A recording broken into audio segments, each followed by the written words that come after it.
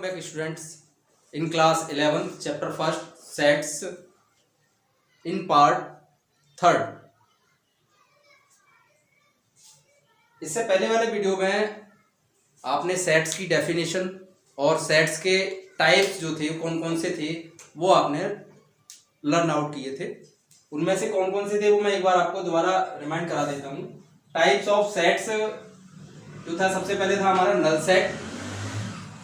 Null set means in which there is no element is present in the set, that is called null set। And second आपका था finite set, in which set the elements are countable, जिनमें हम elements को गिन सकते हैं, वो हमारा कौन सा था, finite set। और थर्ड था हमारा infinite means उसमें हम नंबर्स को काउंट नहीं कर सकते, numbers are not countable।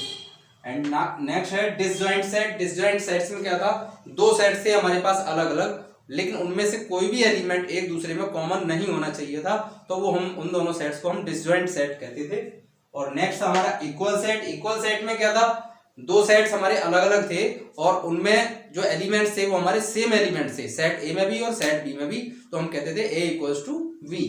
And last हमारा था singleton set. Singleton set is that set in which only one element is present, in which only one element is present, for example only 3। और null set को मैंने ये भी बताया था, इसका रिप्रेजेंटेशन सिंबल था वो था हमारा 5 और एक simple middle bracket. Middle bracket इसमें कुछ लिखा हुआ ना हो, कोई भी एलिमेंट ना हो, तो वो उसका सिंबल था या उसका सिंबल 5 था। और यहाँ सिंगलटन सेट में क्या है, only one element is present. अब मैंने यहाँ पर थोड़ा सा एक रिप्ले करने के लिए यहाँ पर मैं 5 लिख दे रहा हूँ अंदर, तो आपके अकॉर्डिंग ये क्या होना चाहिए, क्या ये सिंगलटन सेट होना चाहिए या null set.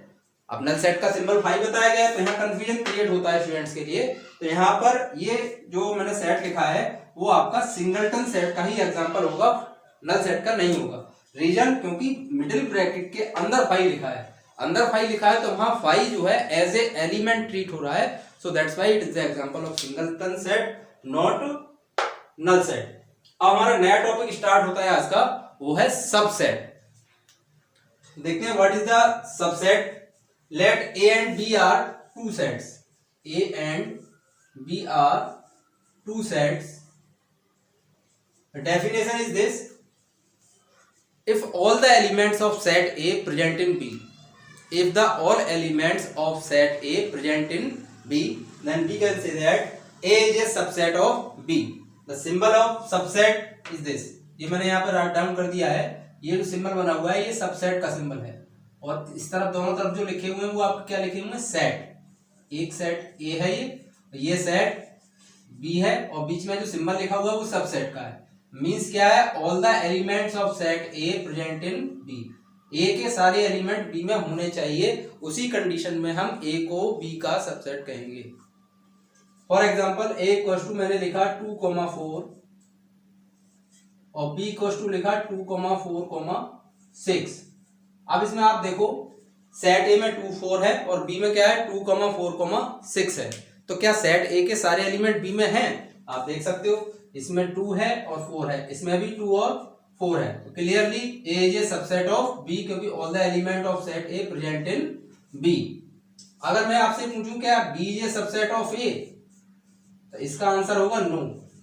Reason, all the elements of set A not in present ए।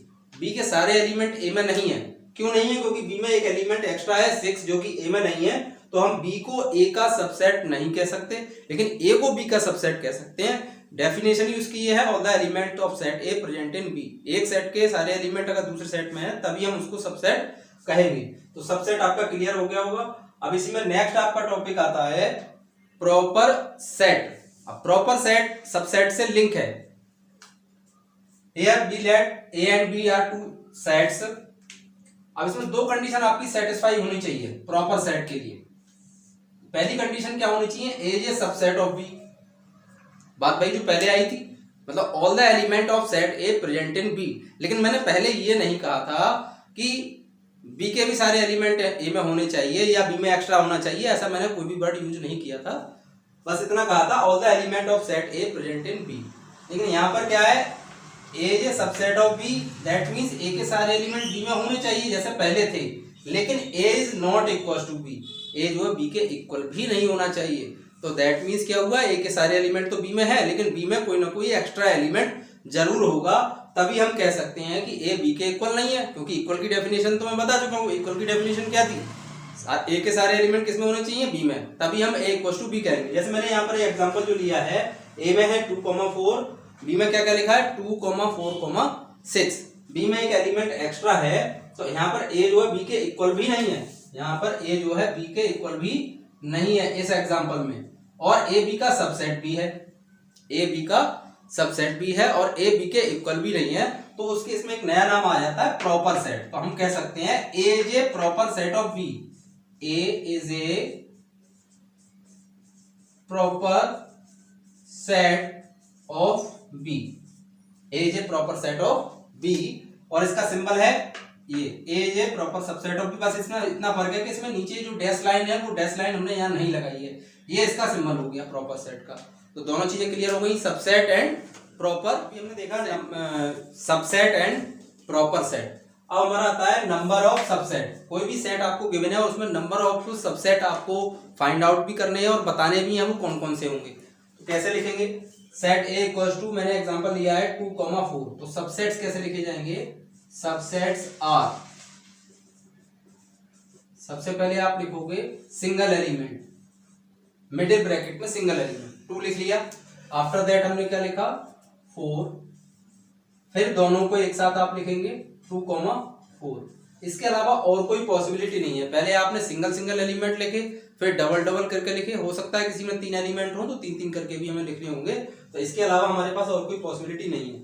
एक यहाँ पर लास्ट में एक और लिखा जाएगा, वो होगा 5।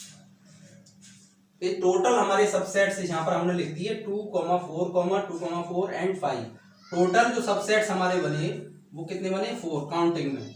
Number of subset, number of subsets equals to 4, 1 2 3 and 4। और इसका एक फॉर्मूला भी है 2 raise to power n, 2 raise to power n। आपको बिना निकाले ही आप बता सकते हैं कि उसमें कितने नंबर ऑफ सबसेट होंगे। आप n यहाँ पर क्या है, नंबर ऑफ एलिमेंट, जैसे ये वाला सेट है, इसमें मैंने 2 एलिमेंट्स लिए हैं, एक तो 2 है और एक 4 है, तो टोटल काउंटिंग में वो 2 एलिमेंट्स हैं। तो यहाँ पर n की वैल्यू क्या आएगी 2 रेज टू पावर 2। तो आपका आंसर हो गया 2 × 2 equals to 4, that is the number of subsets are 4। अगर किसी में 3 एलिमेंट हो तो 2 raise to power 3, that is 8 subsets are present. तो नंबर ऑफ सबसेट्स क्लियर हो गए, किस तरीके से फाइंड आउट करने हैं 2 रेज टू पावर n से। यहाँ पर एक मैंने जो 5 लिखा है वो आपको हर किसी में लिखना होगा, 5 is a subset of every set, ये बात ध्यान रखेंगे, 5 is a subset of every set, हर किसी में आपको ये काउंट करना है, लिखना भी है। नेक्स्ट आता है आपका पावर सेट। पावर सेट क्या है, the set of all subset, the set of all subset is called power set and it is denoted by, इसको डिनोट जो करते हैं वो denoted by P A. A यहां पर कोई भी सेट है और P stands for power, power set of A, P stands for power, A is a set, power set of A. वो क्या है, सेट ऑफ ऑल सबसेट। अब सेट कब बनता है, जब हम मिडिल ब्रैकेट्स में एलिमेंट्स को लिखते हैं तब सेट बनता है। लेकिन हमारा यहाँ पर क्या है, सेट किसका बनाना है, सबसेट का। और सबसेट हमने कौन से निकाले, अभी ये वाले निकाले।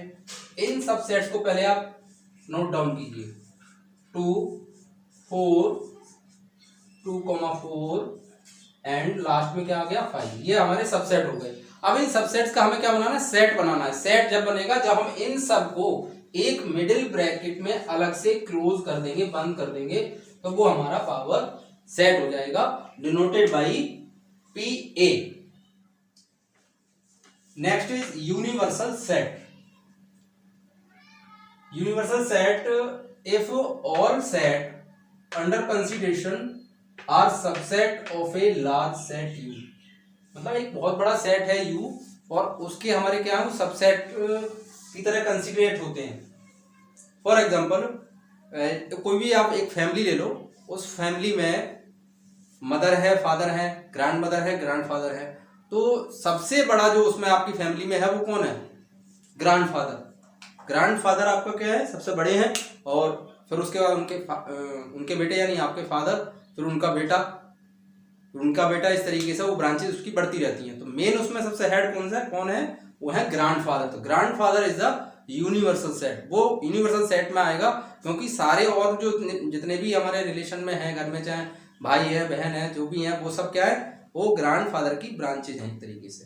तो एक यूनिवर्सल सेट वो सेट होता है जिसमें सारे सेट इंक्लूड हो जाते हैं, जिसमें सारे सेट इंक्लूड हो जाते हैं, वही हमारा यूनिवर्सल सेट होता है। इसलिए यहाँ पर लिखा गया है ऑल सेट, जितने भी सेट हैं all set under consideration are subsets of a large set U, यानी यू के वो सब क्या होने चाहिए, सबसेट होने चाहिए एंड डिनोटेड बाय यू। इसका जो सिंबल है वो यू है, यू से हम इसको डिनोट करेंगे।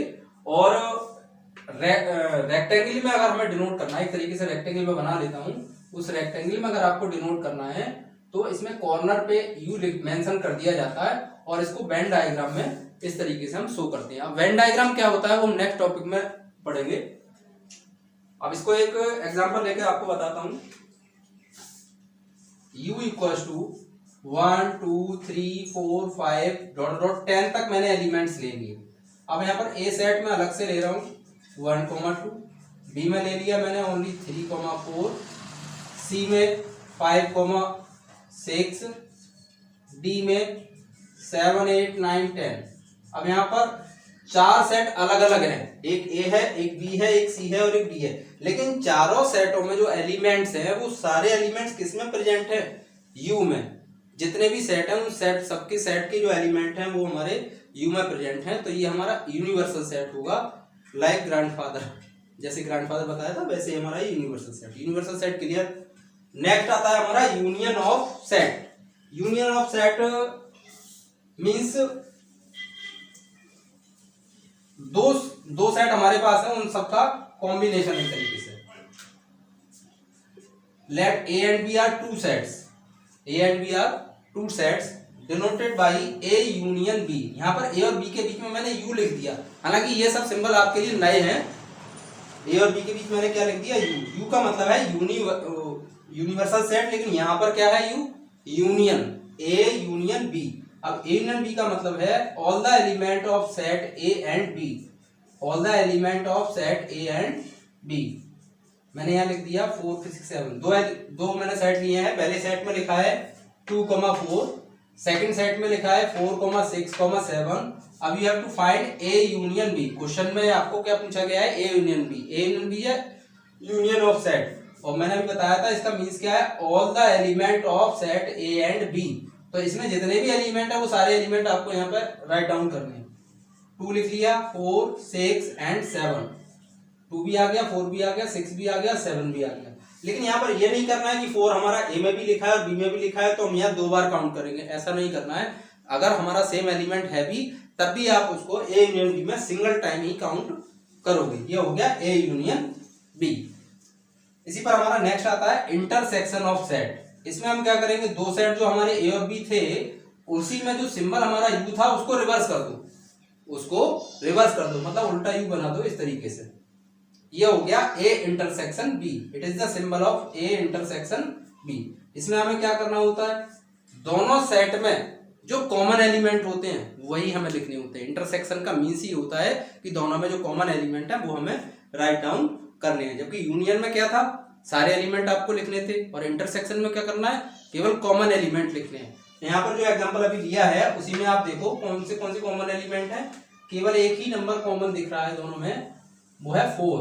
तो हमारा ए इंटरसेक्शन भी क्या हो गया, 4। नेक्स्ट टॉपिक है difference of set. Difference of sets A equals to 2,3 and B equals to 4, 5, 6 and 3।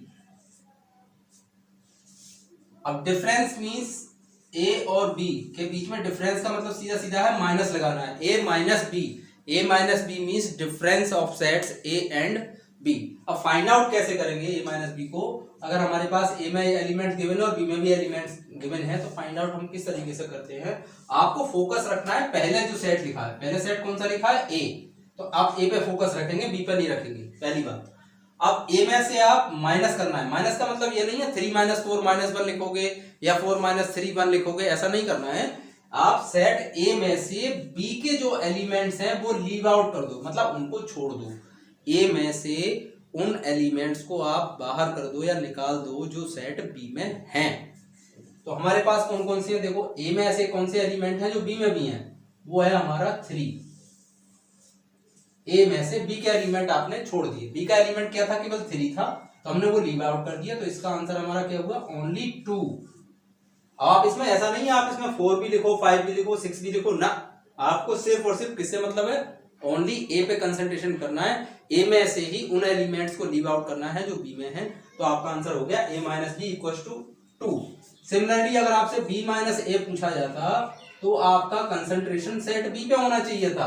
अब आप बी में देखो, बी में से किसको माइनस करोगे, ए को, ए में कॉमन एलिमेंट क्या है 3, तो हमारा यहाँ पर आएगा ओनली 4, 5 और 6। It is the difference of sets.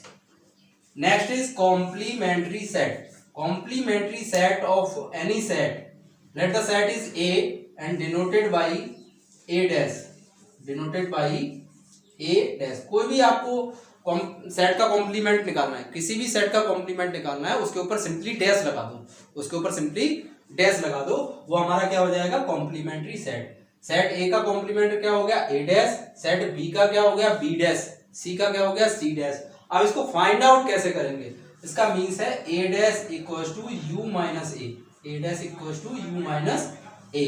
Similarly B dash equals to B U minus B, C dash equals to U minus C. अब u माइनस ए ये क्या है, ये तो आपको सेट गिवन होगा क्वेश्चन में पहले से, और u भी गिवन होगा, वो है हमारा यूनिवर्सल सेट जो मैं पहले आपको डिफाइन कर चुका हूं। और इनके बीच में क्या साइन लगा हुआ है, माइनस का, और माइनस का डिफरेंस मैंने अभी भी आपको बताया है कि जैसे a माइनस बी निकालते हैं वैसे ही आप u माइनस ए निकालेंगे, और u में से उन एलिमेंट्स को लीव आउट कर देंगे जो सेट a में है। तो सिमिलर आप a डैश फाइंड आउट कर सकते हैं, ऐसे b डैश भी फाइंड आउट कर सकते हैं, ऐसे c डैश भी फाइंड आउट कर सकते हैं।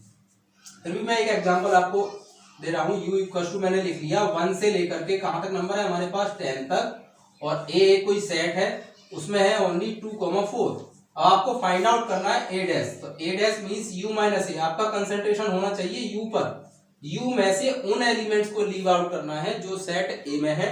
अब a वाले एलिमेंट इसमें कॉमन कौन कौन से हैं, 2 और 4, वो इसमें भी आएंगे, तो उनको छोड़ दो और बाकी सब लिख दो इसमें, 1, 3, 5, 6, 7, 8, 9, 10, ये हो गया सिंपली a डैश। अब u में से ही माइनस क्यों किया, वो इसलिए किया जब a डैश और a के एलिमेंट्स को ज्वाइन किया जाएगा, जब a डैश और a के एलिमेंट्स को ज्वाइन किया जाएगा तो वो हमारा u बनेगा, यूनिवर्सल सेट बनेगा। नेक्स्ट आपका टॉपिक है वेन डायग्राम। वेन डायग्राम जो वर्ड पीछे आया था कि यूनिवर्सल सेट को हम वेन डायग्राम में एक रेक्टेंगल से शो करते हैं, तो वही यहाँ पर मैं रिपीट कर रहा हूँ। एक रेक्टेंगल मैंने बना लिया और इसमें ऊपर मैंने लिख दिया, मेंशन कर दिया u, इतना ही मैंने बताया था। अब सपोज दैट आपके पास दो सेट है, एक सेट है a, एक सेट है b, दो से ज्यादा भी हो सकते हैं, 3 भी हो सकते हैं, मैं फिलहाल 2 सेट लेके चल रहा हूँ a और b। इन दोनों सेट्स को इस रेक्टेंगल में कैसे शो करेंगे वेन डायग्राम में, 2 सर्किल्स से रिप्रेजेंट किया जाएगा, 2 सर्किल्स से। एक सर्किल मैंने ये ले लिया और एक दूसरा सर्किल और ले लिया जो इसको इंटरसेक्ट करता हुआ बनाया गया है। जरूरी नहीं है कि वो इंटरसेक्ट करे, हो सकता है इसके अंदर हो सकता है टोटल बाहर हो, वो सब कंडीशंस अलग अलग है। फिलहाल मैंने यहाँ पर एक सेट ए ये लिया है और एक सेट बी ये लिया है। अब आपसे पूछा जाए क्वेश्चन में कि ए यूनियन बी को आप इसमें शेडेड करिए। अब यहाँ नया इतना तो क्लियर होगा कि वेन डायग्राम में करना क्या है, एक रेक्टेंगल बनाना है, दोनों सेट्स को उसमें रिप्रेजेंट करना है। ए और बी में जो एलिमेंट होंगे वो एलिमेंट भी यहाँ लिखे जाएंगे। फिर भी यहाँ भी मैं बता दे रहा हूँ, ए में है मान लीजिए 2,4 और बी में है आपका 4,6, तो आप कैसे लिखोगे, इसमें रिप्रेजेंट कैसे करोगे। पहले ये देखो दोनों में एक जैसा क्या है, ये सेम एलिमेंट कौन सा है 4, तो वो हमारा सबसे बीच वाले पार्ट में आ जाएगा 4। अब ए वाले सर्किल को आप गौर से देखो, ए वाले सर्किल में हम ऑलरेडी 4 को लिख चुके हैं, बचा क्या 2, तो वो 2 आएगा आपका इस तरफ। अब ए वाला जो सर्किल है वो रिप्रेजेंट कर रहा है 2,4 को। ऐसे बी वाले को देखो, उसमें 4 ऑलरेडी आप मेंशन कर चुके हो क्योंकि ये वाला पार्ट बी में भी आ रहा है, और बचा क्या 6, वो हमने इधर लिख दिया। इस तरीके से हम एलिमेंट्स को इसमें पुट कर लेते हैं। अब क्वेश्चन ये है कि ए यूनियन बी को आप शेडेड करिए, ए यूनियन बी को शेडेड करिए। ए यूनियन बी क्या बताया था, यूनियन ऑफ सेट, मतलब all the element of set A and B, तो सारे एलिमेंट्स हैं, तो ये दोनों सर्किल को आप क्या करोगे, इस तरीके से शेडेड कर दोगे। ये हमारा हो गया ए यूनियन बी। और इसी में आपका नया क्वेश्चन बन जाता है कि आप इसमें इंटरसेक्शन को शेडेड करिए, ए इंटरसेक्शन बी को, ए इंटरसेक्शन बी, तो उसमें केवल इतना वाला पोर्शन शेडेड हो जाएगा। ये इंटरसेक्शन है क्योंकि यहाँ पर जो एलिमेंट लिखा जा रहा था वो सेट ए का भी एलिमेंट था और वो सेट बी का भी एलिमेंट था। ओके स्टूडेंट्स, तो जितने भी टॉपिक आपके चैप्टर 1 में सेट में हैं वो सारे टॉपिक मैंने डिक्टेट कर दिए हैं, और इस पर जितनी भी एक्सरसाइज हैं आपकी 1.1, 1.2 एंड सो ऑन जितनी भी हैं वो सारी एक्सरसाइज आपको करनी है, और उनमें कोई प्रॉब्लम आपको आती है तो आप डिस्कस सकते हैं। इसके बाद नेक्स्ट वीडियो में हम आपको इन टॉपिक से रिलेटेड कुछ जो सेलेक्टेड प्रॉब्लम्स होंगी वो हम डिस्कस करेंगे। ओके।